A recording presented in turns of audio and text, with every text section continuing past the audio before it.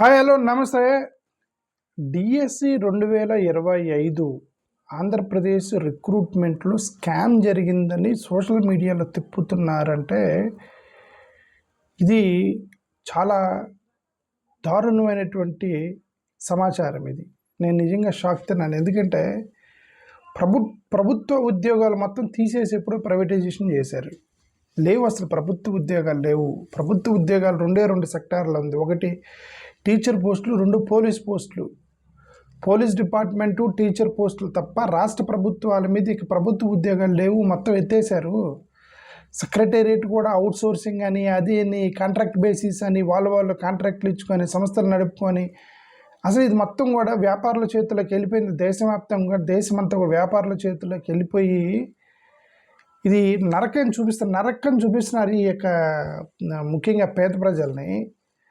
అలాంటి పరిస్థితుల్లో ఈ డిఎస్సి ఉందే రెండు పోస్టులు, ఒకటి ప్రభుత్వ టీచర్ పోస్టులు, రెండోది పోలీస్ పోస్టులు. అయితే ఈ డిఎస్సి రిక్రూట్మెంట్లో స్కామ్ జరిగిందని ఎవరో సోషల్ మీడియాలో తిప్పుతున్నారు. Really shocking. యాక్చువల్లీ ఎవరో పర్వతిరెడ్డి చంద్రశేఖర్ రెడ్డి అట.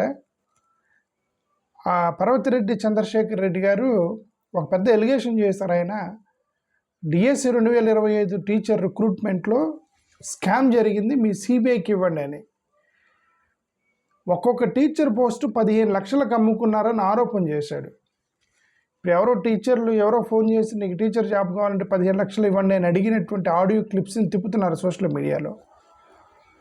Merit list, certificate verification, sports quota, appointments, వీటన్నిటిల్లో కూడా ఇష్యూస్ ఉన్నాయి. అంత ట్రాన్స్పరెంట్గా చేయలేదని పెద్ద ఆరోపణ చేశారు ఈ పర్వతిరెడ్డి చంద్రశేఖర్. జగన్ గారు కూడా ట్వీట్ చేసినట్టున్నారు. జగన్ గారు ఒక్కసారి ఉండండి, జగన్ గారు ఏం ట్వీట్ చేశారు చూద్దాం.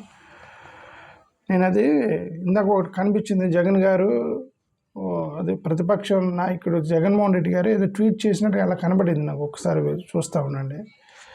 అంటే దీని గురించే, స్కామ్ గురించే. అంటే ఒకవేళ నిజంగా స్కామ్ చూడండి, ఇంకెందుకండి చదువుకు ఎట్లాగండి పేదలకి న్యాయం ఎట్ట జరిగిద్దండి? ఇప్పుడు పేదలకు న్యాయం ఎట్ట జరిగిద్ది?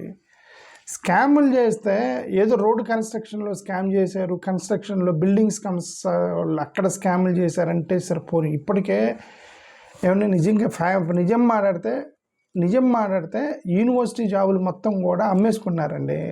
అన్నీ కూడా ఫేక్ పోస్టులే మొత్తం. యూనివర్సిటీ జాబుల్లో డబ్బులకి ఇచ్చి రిక్రూట్మెంట్ జరుగుతున్నాయని హైయర్ ఎడ్యుకేషన్లో ఆరోపణలు ఉన్నాయి. ప్రూవ్ చేయమంటే ఎవడో చేయడు. ఓకే, ప్రూవ్ చేయనంటే ఎవడో చేయడు, ఎవరు చేయలేరు. బట్ ఇది ఫండమెంటల్ ఫ్యాక్ట్. ఇది యూనివర్సిటీలో ప్రొఫెసర్గా, అసిస్టెంట్ ప్రొఫెసర్గా జాబ్ రిక్రూట్మెంట్ కావాలంటే వాళ్ళు 15 నుంచి 20 లక్షల రూపాయలు అమ్మేసుకుంటున్నారని చెప్పి అందరికీ తెలుసు ఆ విషయం. కానీ ఎవరికి దగ్గర ఆధారాలు ఉండవు. నాకు తెలుసు ఎందుకు అలా జాబు అలా తెచ్చుకున్నారని అక్కడ ఇక్కడ చెప్పిన వాళ్ళు ఎవరో చెప్తే విన్నాను. ఎప్పుడో 2-3 సంవత్సరాల క్రితం చెప్తే విన్నా. ముఖ్యంగా ఎవరో మినిస్టర్లు అపాయింట్మెంట్లు చేసేటప్పుడు మినిస్టర్ రికమెండేషన్ వాటి మీద. సరే, అది హైయర్ ఎడ్యుకేషన్ ఎలా పోతుంది, బట్ జెన్యున్గా టీచర్ పోస్టులను జెన్యున్గా ఫిల్ చేయాలంటే దాంట్లో కూడా స్కామ్ ఏందండి. జగన్ గారు చేసినటువంటి ట్వీట్స్ చదువుతున్నా ఒకసారి, నాకు కనిపించింది అక్కడ. చంద్రబాబు గారు మీరు నిర్వహించింది డిఎస్సీనా లేక ఉద్యోగులతో మోసం చేసిన డగా డిఎస్సీనా? పారదర్శకత ఎక్కడ ఉంది? Paper leak, data delete, merit list మాయం, దీనిపై మీ సమాధానం ఏంటి అని. మా హయాంలో ఇచ్చిన డిఎస్సీని రద్దు చేసి ఉద్దేశపూర్వకంగా ఆలస్యం చేసి కొత్తగా మళ్ళీ నోటిఫికేషన్ ఇచ్చి దాన్ని పబ్లిసిటీని వాడుకొని తీరా పరీక్షలో మీరు చేసిన నిర్వాహకాలు స్కామ్లో ఉద్యోగులకు దోహం చేయలేదా? మీ సుపుత్రుడి శాఖలో లీకులతో సాగిన డార్క్ ఆపరేషన్ ఎందుకు దాచిపెడుతున్నారు? ఏంది డార్క్ ఆపరేషన్ అని ప్రతిపక్ష నాయకుడు ఆరోపణ చేశాడు. మరి ఏంటి డార్క్ ఆపరేషన్ తెలీదు. ఎస్సీఆర్టీ అవుట్సోర్సింగ్ ఉద్యోగికి మొదటి ర్యాంక్ వచ్చిందని తిప్పుతున్నారు ఇక్కడ. ఓకే, డేటాబేస్ డిలీట్ చేశారట, మెరిట్ లిస్ట్ని దాచిపెట్టారట. సో ఇవన్నీ పోస్ట్ చేశారు ఇక్కడ. సెలెక్ట్ అయిన వారికి నేరుగా మెసేజ్లు ఎందుకు పంపారు? కలెక్టర్ కార్యాలయంలో ఎంపిన వారికి జాబితాలు ఎందుకు పెట్టారు? 15 లక్షలకి స్పోర్ట్స్ కోటా పోస్టులు బేరసారాలు అదే డైరెక్ట్గా జగన్ గారు కూడా రాశారు, అపోజిషన్ నాయకులు కూడా రాశారు 15 లక్షల రూపాయలు స్పోర్ట్స్ కోటా అమ్మేశారని.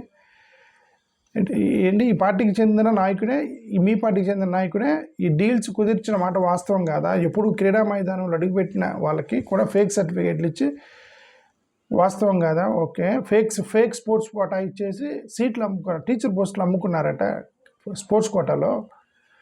టెట్ కన్వీనర్గా ఉన్న అధికారి డిఎస్సి పరీక్షకు కన్వీనర్ అయినప్పటికీ ఉన్నపలంగా టెట్ కన్వీనర్ని తొలగించారట. విద్యాశాఖలో జాయింట్ డైరెక్టర్, ఇదంతా కూడా జగన్ గారు రాసింది. ఓకే సరే, ఏదేమైనా నేనేమంటా అంటే ఎక్కడో మెరిట్ లిస్ట్ ట్రాన్స్పరెన్సీ అనేది ఇష్యూ ఉంది. మెరిట్ లిస్ట్లో ఎక్కడో స్కామ్ జరిగిందని ఆరోపణలు.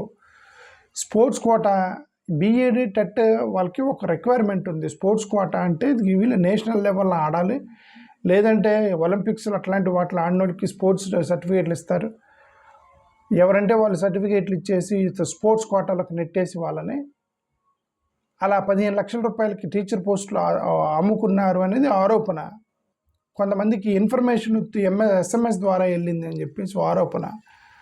స్పోర్ట్స్ కోటా కాంట్రవర్సీ ఏంది ఇది? ఓకే, ఇతను ఎవరు, ఎంప్లాయీ ఎవరు, అతను ఎందుకు ఎంప్లాయీ డిఎస్సికి అటెండ్ అవ్వటం ఏంటి, అతనికి టాప్ ర్యాంకులో ఒక ర్యాంక్ రావటం ఏంటి? ఇప్పుడు ఏమంటారు, అవునండి అతను ఇంటలెక్చువల్ కాబట్టి ఇంటెలిజెంట్ కాబట్టి వచ్చింది అంటారు, మీరు ప్రూవ్ చేయండి అంటారు. ఇప్పుడు వీటన్నిటికీ ఆరోపణలు ఉండవు. ఇప్పుడు డిపార్ట్మెంట్లో ఉన్న వ్యక్తికి చదువురాని వ్యక్తి ఉంటాడని మనం అనుకోవడానికి లేదు. అతనికి ఓకే నేను బాగా రాశాను వచ్చింది అంటాడు. ఓకే, అందుకని దీన్ని అంతరిని బయటికి పడాలంటే ఒకటే మాట, only one solution is that complete selection డేటాని మీరు పబ్లిష్ చేయండి. డిస్ట్రిక్ట్ వైడ్ మెరిట్ లిస్ట్ మొత్తం కూడా మీరు ఆన్లైన్లో పెట్టండి. మార్కులు, ర్యాంకులు, category, roster point, quota based selection list, waiting list, status మొత్తం కూడా మీరు ఆన్లైన్లో పోస్ట్ చేయండి. వాళ్ళ సర్టిఫికేట్లతో సహా ఆన్లైన్లో పోస్ట్ చేయండి. ఎందుకంటే ఇది ఆల్రెడీ ఒకసారి స్కామ్ ఎలిగేషన్ వచ్చిందంటే ఇంకా అది స్కామ్ ఎలిగేషన్ వచ్చినట్టే. ఇది హైలీ డిస్టర్బింగ్ సిచ్యువేషన్ ఇది. ఇప్పటికే నిరుద్యోగులు ఇదిగో జంజడ్ అని చెప్పేసి దేశం మీద తిరగబడటానికి సిద్ధంగా ఉన్నారు. ఇప్పుడే సిద్ధంగా ఉన్నారు ఈ ఎక్కడ నిరుద్యోగులు మొత్తం. ఇది ఒక పెద్ద ఇష్యూ అయింది. ఈ సెన్సిటివ్ డేటా మొత్తం కూడా మీరు ఆన్లైన్లో పెట్టాలి. యాక్చువల్గా పెట్టాల్సిన అవసరం లేదు, బట్ ఆరోపణ వచ్చిన ఆన్లైన్ పెట్టాలి. ఇప్పుడు రిక్రూట్మెంట్ టైంలైన్, ఎగ్జామ్ ఎప్పుడు జరిగింది, కీ ఎప్పుడు వచ్చింది, అబ్జెక్షన్స్ ఎప్పుడు వచ్చాయి, ఫైనల్ కీ ఎప్పుడు, ర్యాంకింగ్ ఎప్పుడు, వెరిఫికేషను, అలాట్మెంట్, ఇవన్నీ కూడా స్టేజ్ వైజ్ మీరు రిలీజ్ చేసి ట్రాన్స్పరెన్సీని ప్రూవ్ చేసుకోవాలని గవర్నమెంట్ డిమాండ్ చేస్తున్నాం. ఇండిపెండెంట్ సంస్థలకి మీరు ఆడిటింగ్కి ఇవ్వండి. ఇప్పుడు ఎక్స్టర్నల్ ఏజెన్సీ సిబిఐ కానీ ఎవరో ఒకరు జ్యుడిషియల్ ఆఫీసర్ ద్వారా కానీ, మీది కాదు, ఎవరు ఆయన అన్నారు కదా, ఎవరు పర్వతరెడ్డి చంద్రశేఖర్ రెడ్డి గారు ఆయన అన్నారు కదా, మీరు సిబిఐకి ఇవ్వమని, సిబిఐకి ఇచ్చి వెరిఫికేషన్ చేయించిన మరి సర్టిఫికేట్ వెరిఫికేషన్ డిస్క్లోజర్ మొత్తం కూడా ఆ వెరిఫైడ్, రిజెక్టెడ్, పెండింగ్, ఎన్ని వెరిఫై చేశారు, ఎన్ని రిజెక్ట్ చేశారు, ఎన్ని పెండింగ్ ఉన్నాయి, స్పోర్ట్స్ కోటా ఎంతమందికి ఇచ్చారు, హారిజంటల్ రిజర్వేషన్ ఏంటి, వెరిఫికేషన్ ప్రాసెస్ మొత్తం కూడా మీరు ఓపెన్గా మీరు పబ్లిష్ చేయండి. ఓపెన్ గ్రీవెన్స్ విండో ఒకటి ఓపెన్ చేయండి. ఇదిగో నాకు అనుమానం ఉంది, నేను బాగా రాశాను కానీ తక్కువ వచ్చాయి, లేదంటే ఇది సోన్సో వ్యక్తికి అతనికి అంత సీన్ లేదు కాబట్టి జాబ్ వచ్చింది అతనికి, అతని యొక్క పేపర్ మీరు రీవెరిఫై చేయండి. ఇవన్నీ కూడా ఓపెన్ చేయండి. ఓపెన్ చేసి ఏమైనా స్కామ్ ఉందా లేదా బయట పెట్టండి. కట్ ఆఫ్ లాజిక్ని మీరు రిలీజ్ చేయండి. ఎందుకు ఆ కట్ ఆఫ్ దగ్గర ఎందుకు పెట్టారు, మెరిట్ ఏంటి, రోస్టర్ ఏంటి, హారిజంటల్ రిజర్వేషన్ ఏంటి మొత్తం బయట పెట్టండి. ఫోరెన్సిక్ రివ్యూకి పంపించండి. ఏంటంటే ఆడియో లీక్స్, బ్రైబ్స్, ఇవన్నీ బ్రైబ్ తీసుకున్నారని ఫోరెన్సిక్ లీక్స్ అని కొన్ని ఆడియోలు దొరుకుతున్నాయి బయట. అవి నిజమా లేకపోతే ఫేకా, నిజమా లేకపోతే ఏమన్నా ఫ్యాబ్రికేటెడ్ వాయిస్లా అనేది మీరు ఫోరెన్సిక్ పంపించి ఆ ఆడియో ఎవరిది, అతను ఏ బేస్ మీద 15 లక్షలు ఇస్తే ఉద్యోగం ఇస్తున్నారు, అవన్నీ కూడా మీరు వెరిఫై చేయాలి. ఇప్పుడు క్వశ్చన్ పేపర్ సెక్యూరిటీ మొత్తం కూడా డిస్క్లోజ్ చేయండి. థర్డ్ పార్టీ సోషల్ ఆడిట్ చేయాలని దీని మీద లెజిస్లేటివ్ స్టేట్మెంట్ ఇవ్వండి. మీరు అసెంబ్లీలో మేము దీని మీద ఇలా చేయబోతున్నాం, ఇలా డీల్ చేయబోతున్నాం అని గవర్నమెంట్ ఇమ్మీడియట్గా దీని మీద మీరు ఒక నిర్ణయం తీసుకోవాలని మిమ్మల్ని రిక్వెస్ట్ చేస్తున్నాం. థ్యాంక్ యూ, నమస్కారం. డిమాండ్ చేస్తున్నాము. థ్యాంక్ యూ, నమస్కారం. ఏడేస్ తరపు నుంచి.